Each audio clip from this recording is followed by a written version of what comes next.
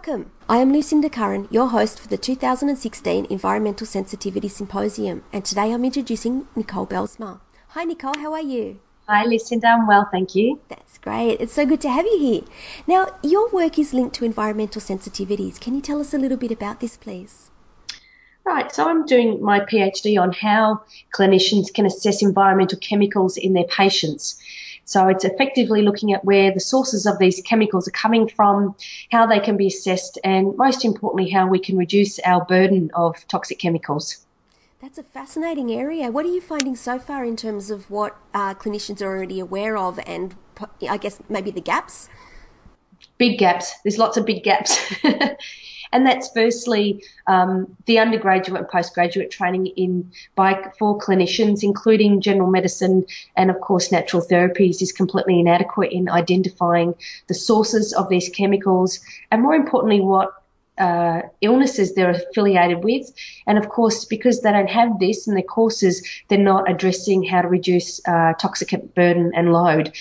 When, as part of my research, it was interviewing experts in this field on environmental chemical assessment, and they're all pretty much developing their own questionnaires. They are unable to quantify and test for each individual chemical because it's just not viable. There's hundreds of chemicals in our bodies, and they're not lab tests to identify them. And even if they were, apart from their expense, would that give you any more information on how you detox the patient? Probably not. So it's really exposing the whole minefield of what chemicals are affiliated with illnesses and how we actually reduce the body burden is what we need to do in clinical practice. That's an awesome field. Well done. Thank you for doing it. So now the next question for you, this is a little bit of a personal question, and I like to call it the curly question. So what is the first thing that you ever wanted to be? A vet. Tell me.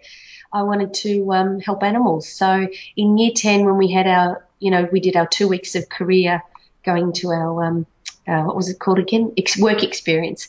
I went to a veterinary place and saw how often the vet had to put an animal down, and that completely turned me off because I was bawling. I didn't even know the dog.